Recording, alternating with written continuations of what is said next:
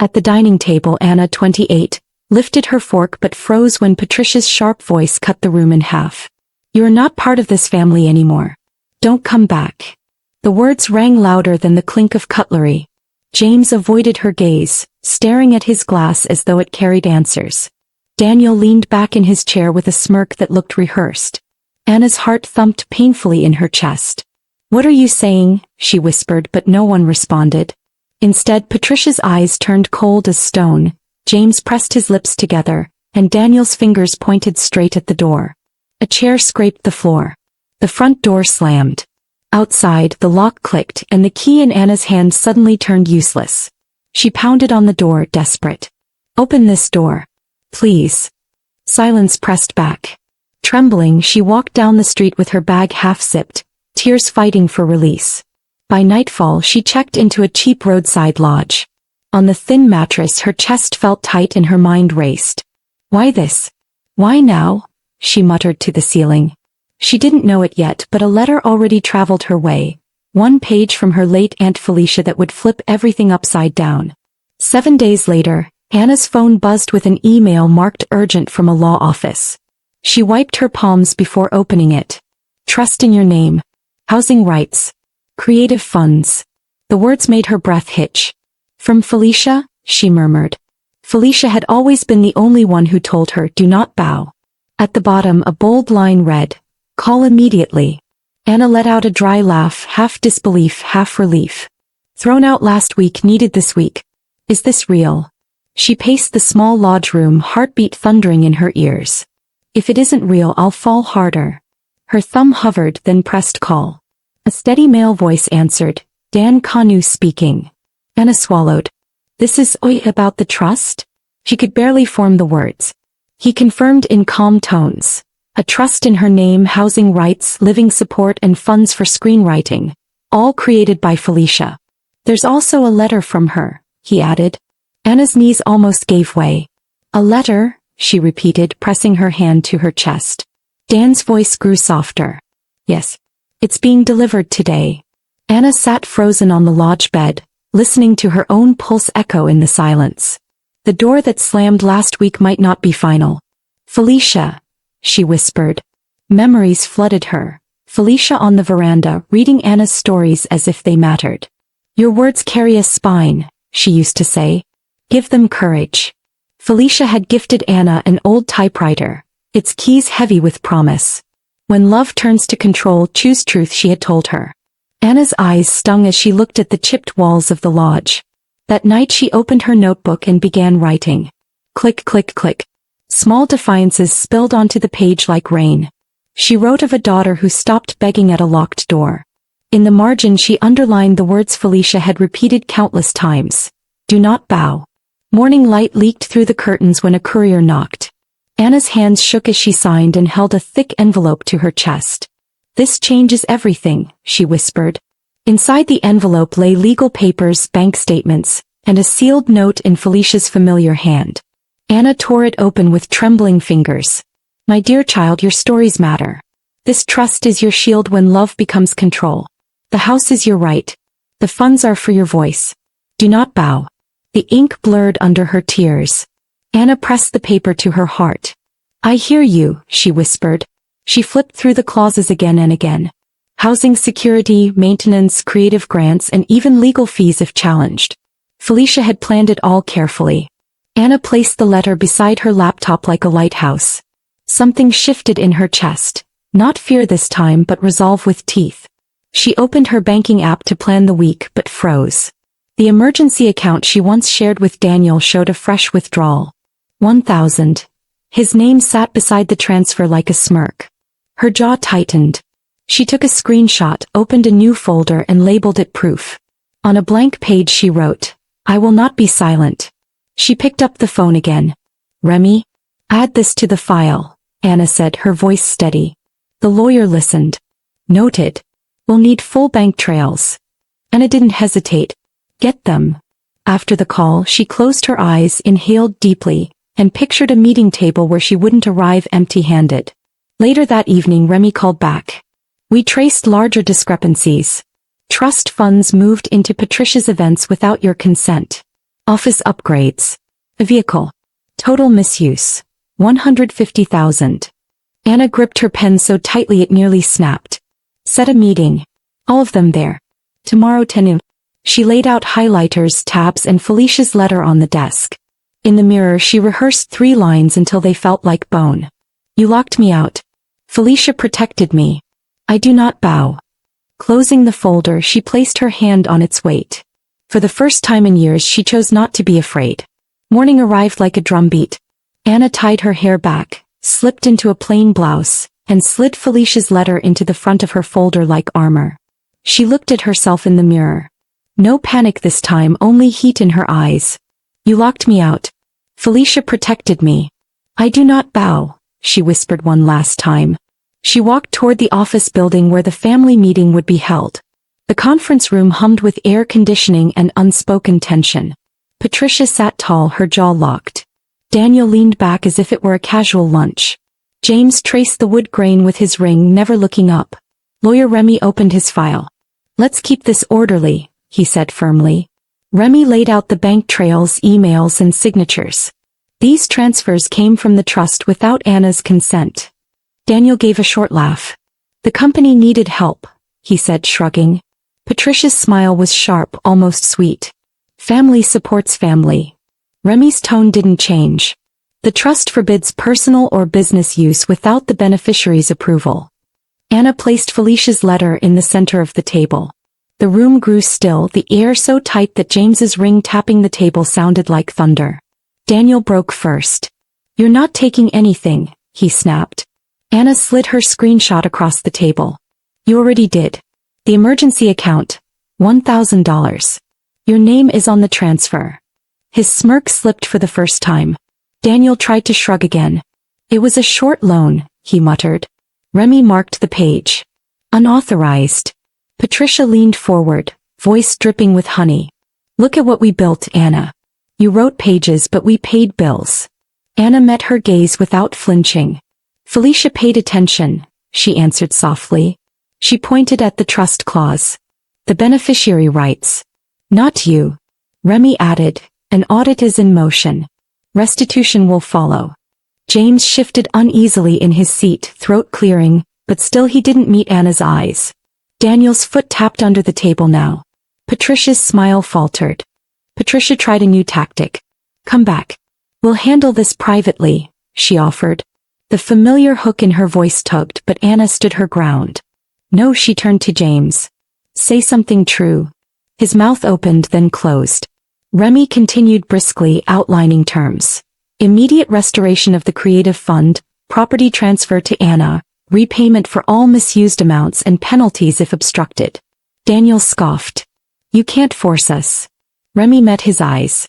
The trust can. And the court will. Patricia's fingers curled into fists. You'll ruin us. Anna didn't blink. You ruined trust. She gathered the papers, slid Felicia's letter back into her folder and stood. Her chair didn't scrape. She left the conference room steady, though outside her legs trembled. Remy walked beside her. You were clear, he said. You were prepared, she replied. He laid out the next steps. Provisional signatures today. Formal filings tomorrow.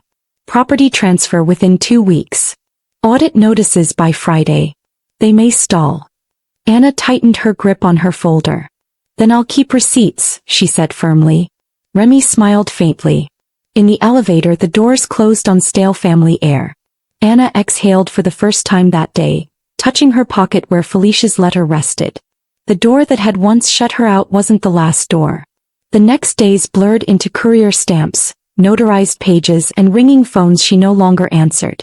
Patricia sent long messages full of excuses and threats. Daniel switched between insults and pleas. James remained silent, a shadow at the edges. Anna blocked their numbers, unblocked to screenshot, then blocked again. She taped a note above her desk. Protect the work. Protect the self. At night she read Felicia's letter once, tracing the words do not bow. Each time her fear loosened more. 2 weeks later Remy called with news. It's done. Property transferred. Funds restored. Audit scheduled. Anna closed her eyes in relief. She unlocked the door of her new apartment, small but filled with possibility. The smell of fresh paint greeted her like hope. Sunlight stretched across the empty floor. She placed her laptop on the counter, then carefully set Felicia's letter beside it. By evening she had brought in a second-hand desk, a chair and a lamp. The old typewriter took its place like a guardian.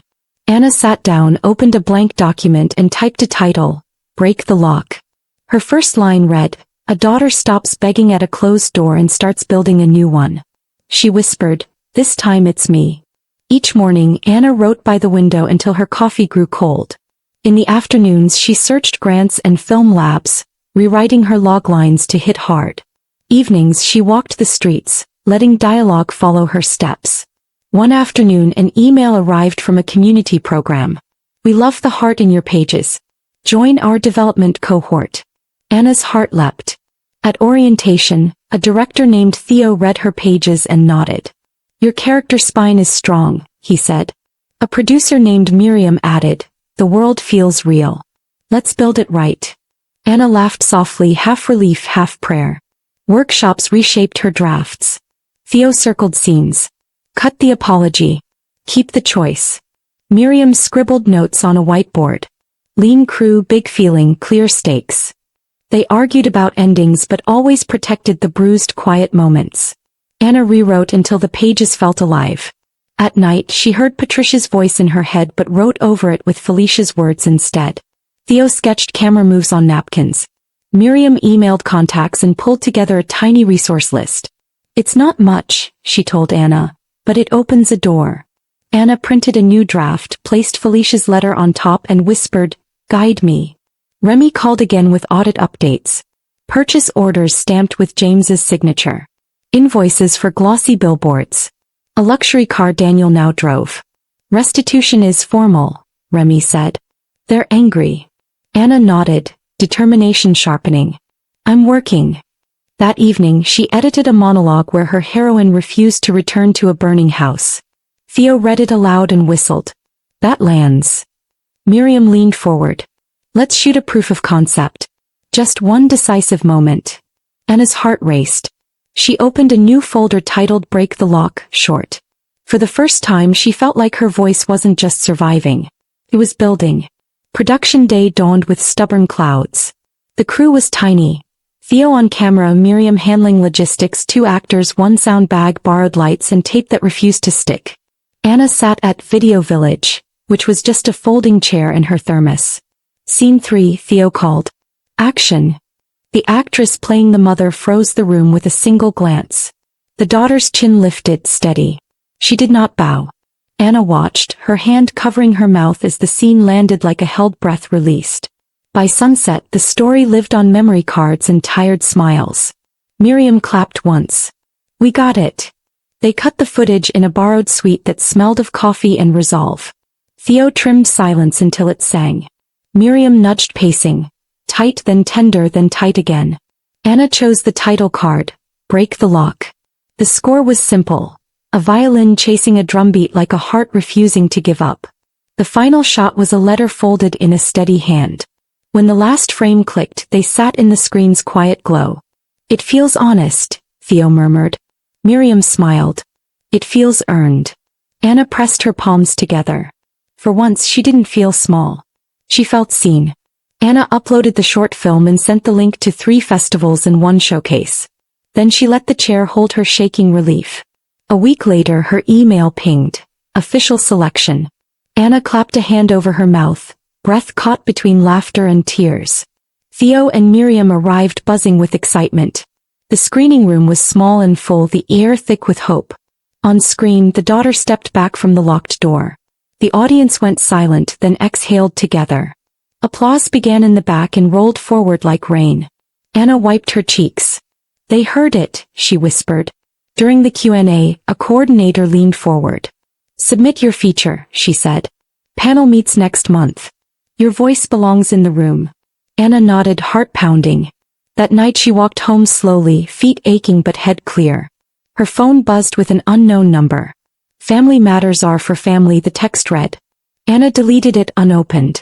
At her desk she wrote instead. A scene where the heroine kept a door open, but only for herself. She taped a sticky note above her desk. Clarity beats drama. Truth beats noise. Then she whispered, "This is the only story I'll tell." Pitch day arrived. The room was bright with too many windows. Producers sat with clipped smiles, pens ready. Anna breathed once and began. A woman is locked out by her own family and learns to unlock herself. Questions flew. Scope, budget, audience. She answered simply. One producer tapped a pen. Sounds personal. Anna held his gaze. It is. Another asked, and the ending? Anna's voice didn't waver. She stops asking that door for love. Silence followed, then a smile. Notes scribbled, cards exchanged. By the time she left, her hands had stopped shaking. She had earned her place. At a bakery afterward, sugar dust floated like confetti. Theo grinned. You held the room. Miriam tapped her notebook. Next steps. Script polish, casting map, finance path. Together they wrote a list titled Non-Negotiables. No guilt bait. No miracle apology. No false bows. Anna added, protect the crew. Miriam added, protect the story. Theo smiled. Protect Anna. They clinked paper cups. Outside, the day felt wider, as if the street had moved its walls. Anna tucked Felicia's letter back into her folder. We build slow. We build right, she said. They both nodded. The plan felt like scaffolding for a new house. Remy called with final outcomes. Restitution plan approved. Penalties assessed. Their access to the trust is closed. Anna swallowed hard. Felicia kept her promise. Remy corrected gently, you enforced it. That evening her phone buzzed again. Another unknown number. She flipped it face down. Instead she opened her draft. She rewrote a scene where the father almost spoke, then chose silence. The daughter chose herself anyway. Anna hummed softly as she typed. For the first time, the thought of opening night didn't terrify her. She pictured a crowd of strangers who would recognize themselves in her story. Weeks turned into pages and pages turned into a plan. Anna, Theo, and Miriam cut a simple mood reel. Doorways, hands, keys, letters, faces learning to lift. They pitched the reel to a small angel investor who preferred stories that healed. After watching, he nodded. Your lead is not a victim. Good. He wrote a modest check with clear milestones. They split it across development, a teaser, and legal support. Whenever old memories clawed at her, porch light pounding, silence heavy, Anna let them pass through. I'm not erasing the past, she told herself. I'm building something stronger beside it. A journalist reached out for an interview about boundaries. Anna hesitated but finally agreed. She chose plain words. Sometimes love arrives mixed with control. You don't have to drink it. The article ran with a still from the short. Her heroine's chin lifted, letter in hand. Messages poured into her inbox. I saw myself, one wrote. I'm starting over, said another. Anna replied to a few before bed. You are not alone. She leaned back in her chair, exhaustion in her bones but a new steadiness in her heart. For the first time her words felt bigger than herself. Morning rehearsals became routine. Actors read new scenes. Theo lowered the script and whispered, keep that line. Miriam circled a beat. Protect this moment. Anna scribbled notes, her mind buzzing with adjustments. Then an email landed. Feature lab invitation. She froze, then laughed into her sleeve. She called Theo and Miriam, who showed up minutes later with pastries and loud ideas. They filled a wall with sticky notes. Character backstories, production design, grants to chase, partners to approach. In the corner, Anna pinned Felicia's letter. Under it, she taped a card that read, I will not beg for love from a locked door. Draft by draft, the world sharpened. A daughter chose herself. A house became a metaphor. A key turned into a pen. On the lab's final night, teaser scenes played for the cohort. Anna's came last. The heroine stepped away from the threshold, not in anger but in clarity. The frame held. The room stayed silent, breath caught. Finally a mentor spoke. You found the weight in the lift. Guard them. Anna's throat tightened as she nodded. Theo squeezed her shoulder. Miriam pressed a tissue into her palm. Outside the air smelled like fresh rain. For the first time the future felt open. Back home, Anna set the typewriter beside her laptop and cleaned its keys. She opened the window, letting in soft air, and read Felicia's letter aloud. Do not bow. She whispered back, I won't. Her phone buzzed again with another unknown number. She flipped it face down and wrote instead, Final scene. A woman steps from a locked door into light she made herself. Final line, she does not bow. She builds. She saved the draft, closed her eyes, and thanked the woman who had believed in her first. Tomorrow I polish, pitch and plan, she murmured. Tonight I rest. Days became weeks. Anna's team pieced together a teaser reel with doorways, light breaking through windows, and a hand holding a folded letter. They screened it for the investor who leaned forward. Your heroine stands. That matters. Anna's chest filled with pride. Miriam nodded toward the future. Next is casting. And we'll need a bigger crew. Theo added, and bigger doors to open. Anna smiled softly. We'll build them. The check cleared and they bought what they needed most. Time, focus and belief. Anna whispered to herself at night. Slow. Steady. True. The investor's support gave them room to breathe, but it didn't silence the family. A cousin called, warning that Patricia was spreading stories in the press. Anna stayed calm. She can build noise. I'll build truth. She doubled down on rehearsals. Scenes reshaped, dialogue sharpened. She wrote monologues that sounded like thunder and silences that bruised. No false bows, she reminded her cast. Theo nodded. We'll protect that. Miriam scribbled financing options. We'll chase grants and co-productions. The team moved like scaffolding around her, lifting each beam carefully into place. Anna's heart steadied. This was hers to finish. On a cool evening, Anna walked home past glowing shop windows. She carried her script under her arm, Felicia's letter tucked inside. She stopped at a bakery for a small treat, sugar dust floating in the air like hope. She thought about everything, the slammed door, the trust, the short film, the applause. Every step had carried her further from the night she was locked out. She smiled to herself. I don't need that door, she whispered. She had built another one. When she reached her apartment, she set her script and letter on the desk and typed a new line. Freedom tastes new. The feature lab pushed Anna harder than she expected. Mentors asked, why this story? Why now? She answered without hesitation. Because I lived it. Other writers leaned in, nodding. They all carried locked doors of their own. Late nights blurred into sticky notes, rewrites and coffee. Anna cut entire scenes, added sharper beats and circled back to her heroine's spine. Theo reminded her, protect her choice. Miriam added, protect her silence too. Anna underlined both in her script margins. Felicia's letter stayed pinned above her desk, guiding her like a lighthouse. Halfway through the lab, Remy called again. Audit complete. Misused funds confirmed. Restitution plan in place. Penalties enforced. Anna exhaled. And the trust. Close to them forever, he said. She nodded, relief washing through her. Thank you, Remy. After the call, she walked to her desk and wrote a new scene. A daughter walked through a house of echoes, picked up her own pen and left the lights on for herself. Anna smiled faintly.